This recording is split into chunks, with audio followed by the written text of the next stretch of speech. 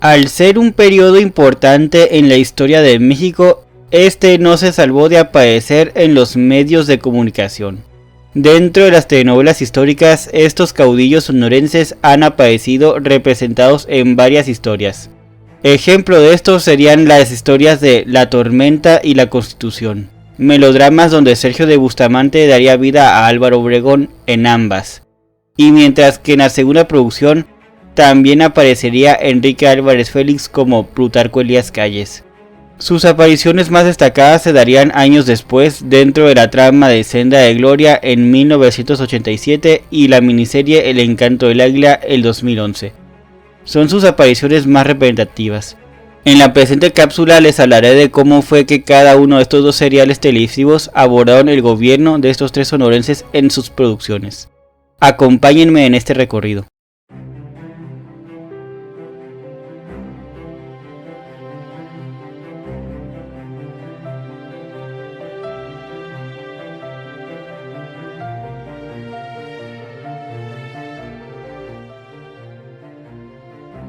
Senda de Gloria 1987.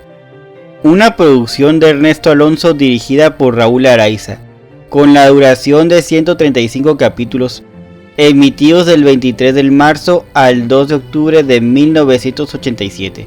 La periodista Erika Reyes menciona en su artículo 6 telenovelas mexicanas de antes grabadas en locaciones de Puebla que Senda de Gloria fue grabada en Cholula. La misma autora señala que sería imposible hacer un resumen de esta producción.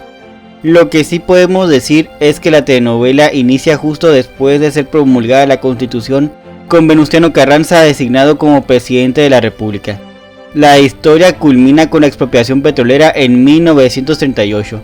En esta ocasión solo nos abocaremos a los años de 1920 a 1929. Que son los años en los que Grupo Sonora estuvo al frente del país. Este triunvirato aparece representado por Salvador Sánchez como Adolfo de la Huerta, Bruno Rey como Álvaro Obregón y Manuel López Ochoa como Plutarco Elías Calles. La trama gira en torno a la familia Álvarez. El general Eduardo Álvarez, el patriarca de la familia, su esposa Fernanda y sus hijos Andrea, Julieta y Antonio, quienes día a día viven los acontecimientos históricos de nuestro país. El general Álvarez tiene contacto con los distintos presidentes de México, de quienes figura como un consejero particular, lo que lo hace acreedor a participar en ciertos hechos concretos de la historia, por lo general en compañía de los mismos presidentes. Antes de los años que aquí nos competen, la primera aparición que tenemos de los sonorenses en este contexto se da al momento que Álvaro Obregón presenta su renuncia a la Secretaría de Guerra al presidente Venustiano Carranza y regresa a su natal estado de Sonora, con la intención de descansar. Más adelante hay una escena en la que la familia Álvarez viaja en un tren, donde viene toda una comitiva que victoria a Obregón, misma que con el permiso de Archibald Álvarez, el primo del general Eduardo Álvarez, se hospeda en la casa de la familia, donde preparan sus programas de apoyo y sus pancartas. Archibaldo es primo de Eduardo, y a su vez está casado con Carmen, una hermana del mismo general Álvarez. Ambos recibieron en herencia una casa en Ciudad de México.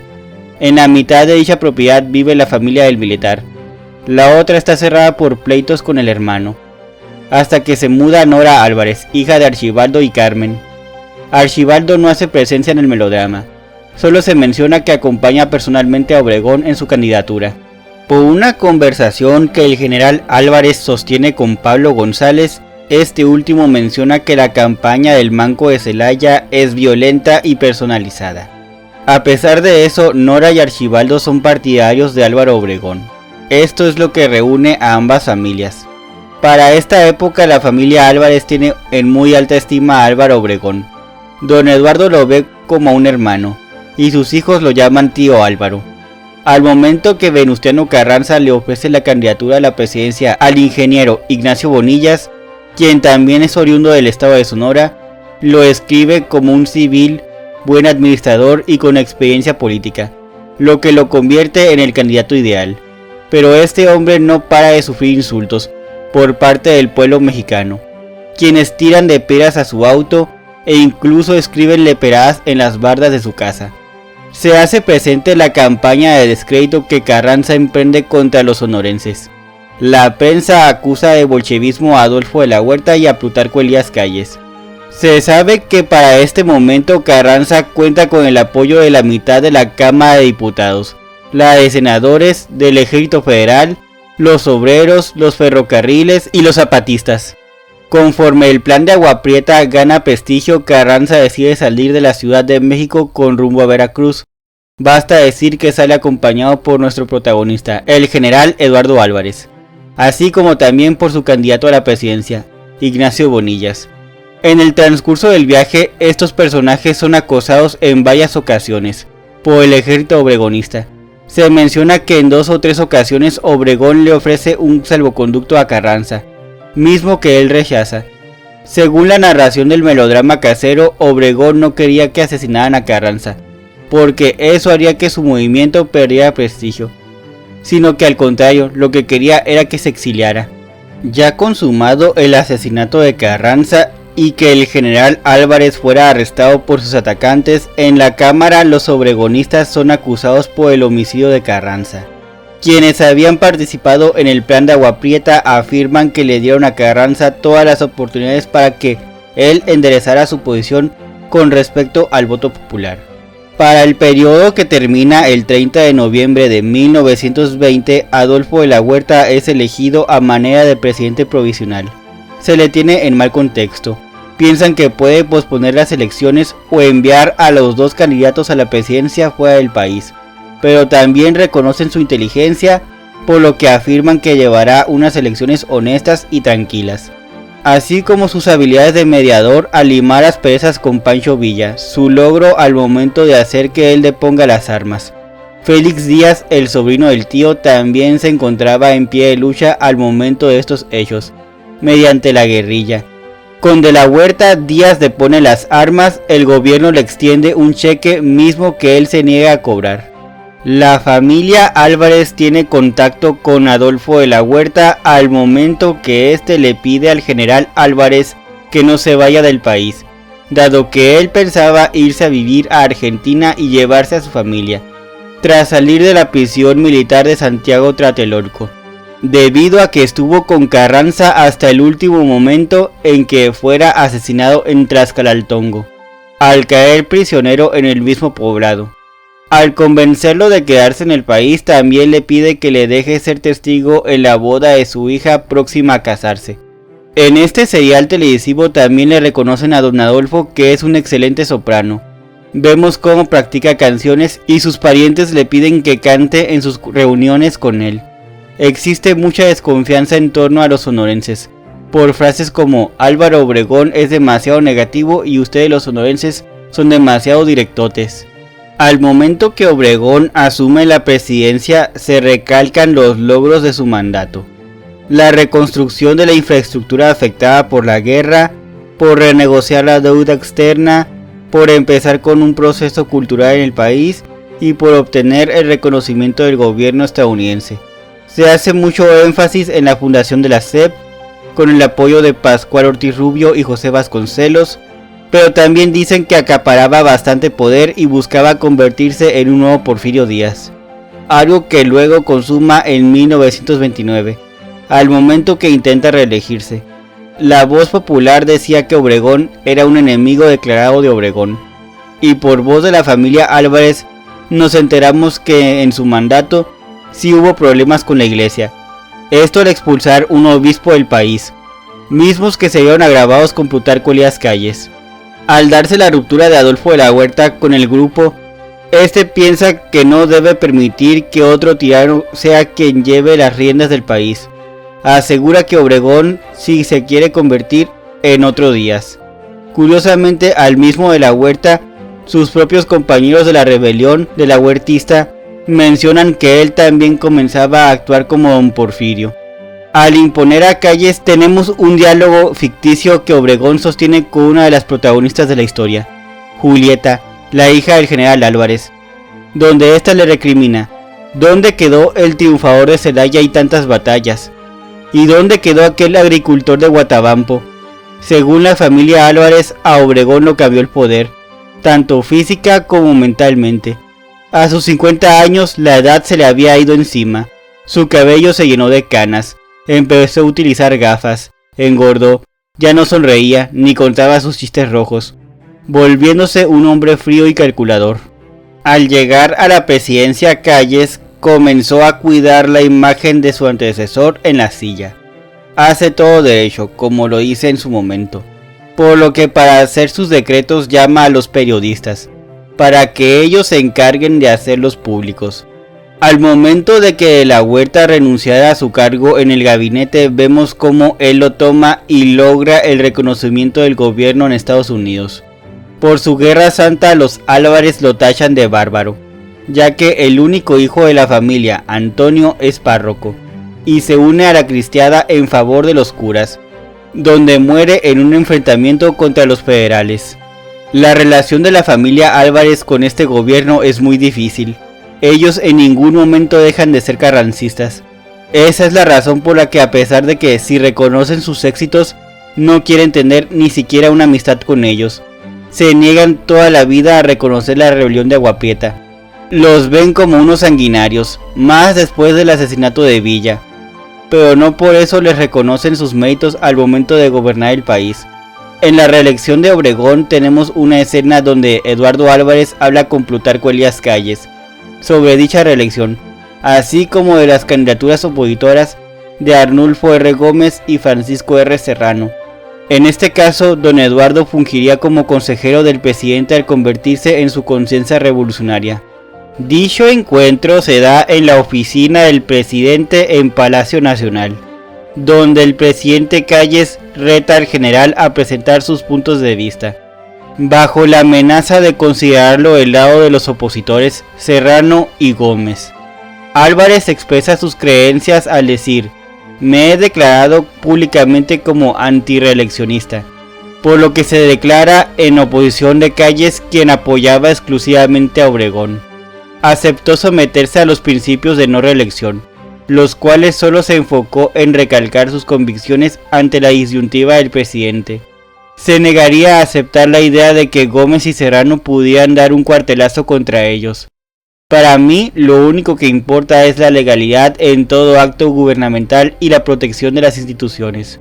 Al momento que Calles preguntara a Álvarez si tenía el temor por un cuartelazo por parte de la oposición, ante la negativa de este, termina la escena con la frase: "Ya veremos a quién le da el tiempo la razón". Al televidente le plantean que este supuesto cuartelazo fue el argumento que utilizaron para detener y fusilar a los opositores. Un hecho histórico que Martín Luis Guzmán nos plantearía en su novela La sombra del caudillo, donde cambió los nombres de los protagonistas.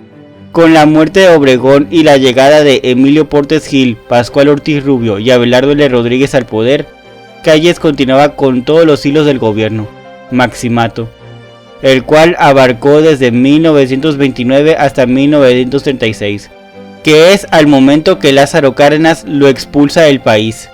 En esta telenovela solo lo tenemos como un político. Vemos que al momento que Obregón decide que él lo suceda en la silla, al principio Calles lo ve con malos ojos, por la imagen que Obregón tenía con muchas personas, quienes lo acusaban de haber matado a Carranza. En los momentos del Maximato podemos ver que le gusta tener el poder que tiene encima de los presidentes de México y demás políticos y militares.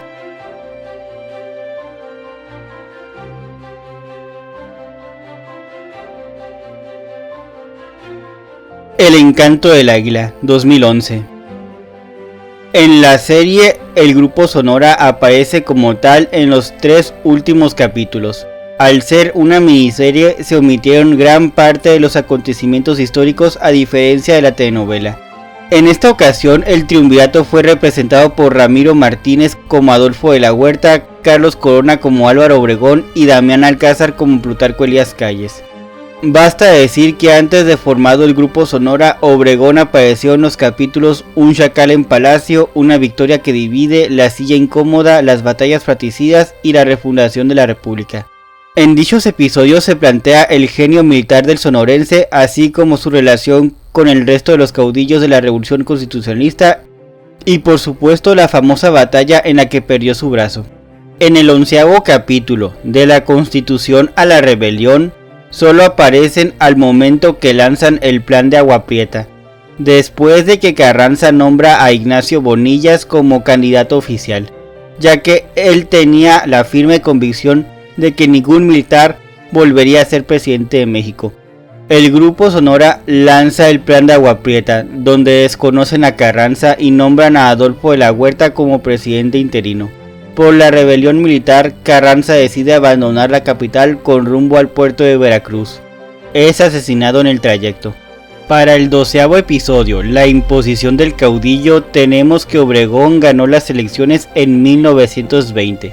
El capítulo destaca sus aciertos: la reconstrucción de la infraestructura, la cual había sido afectada por la guerra, la renegociación de la deuda externa y por obtener el reconocimiento del gobierno estadounidense.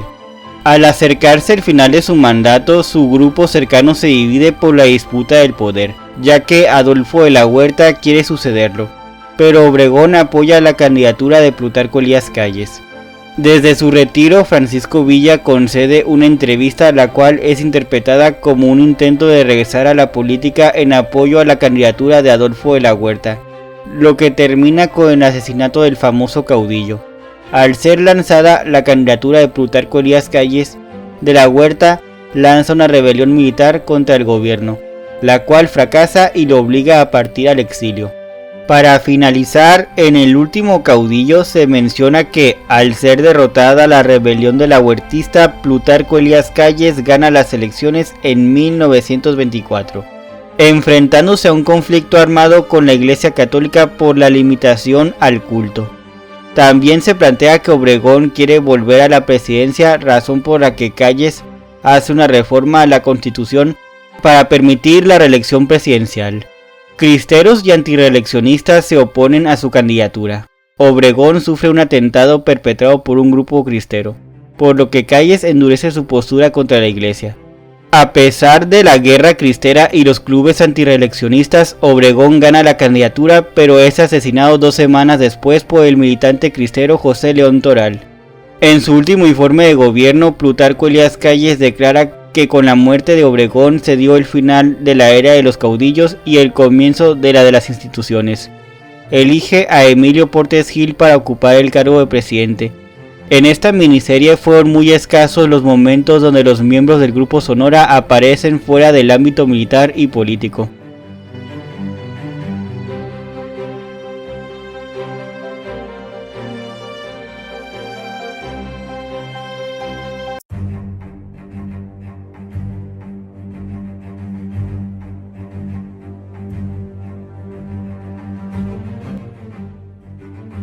En conclusión,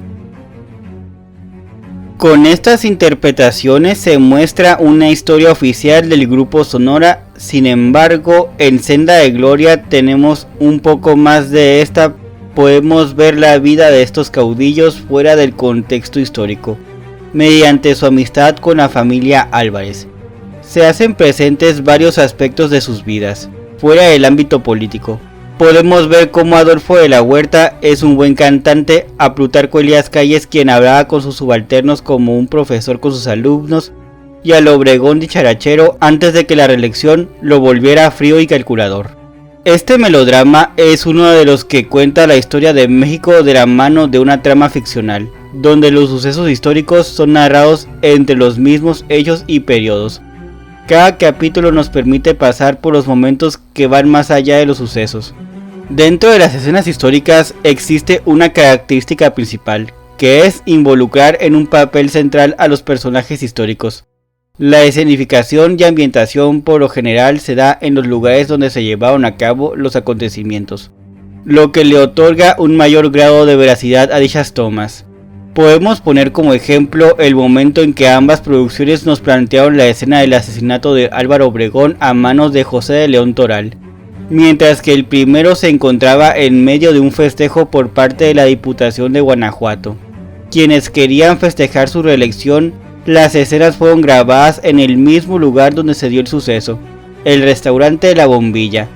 pero en este caso es difícil de saber el lugar exacto donde estuvo el mismo sitio, dado que siempre aparece como un lugar improvisado, al aire libre, por lo que en ambas producciones aparece representada como una palapa. Estas escenas buscan el mayor apego a los acontecimientos históricos. No todo puede ser una copia de los sucesos tal y como fueron, por lo tanto es indispensable recurrir a elementos ficcionales, en específico de los melodramas televisivos. Es así como se les dota de un sentido a los sucesos. De no ser así, estas producciones quedarían como meras estampas de eventos sin coherencia narrativa interna. Si quieren conocer más datos sobre Senda de Gloria o sobre El Encanto del Águila, los invito a ver mis cápsulas correspondientes. Búsquenlas en este canal. O igual, si quieren conocer más datos sobre los personajes de la Revolución Mexicana y cómo estos fueron abordados en la telenovela mexicana, los invito a ver la cápsula correspondiente. También se encuentra en este mismo canal. Por su atención, gracias.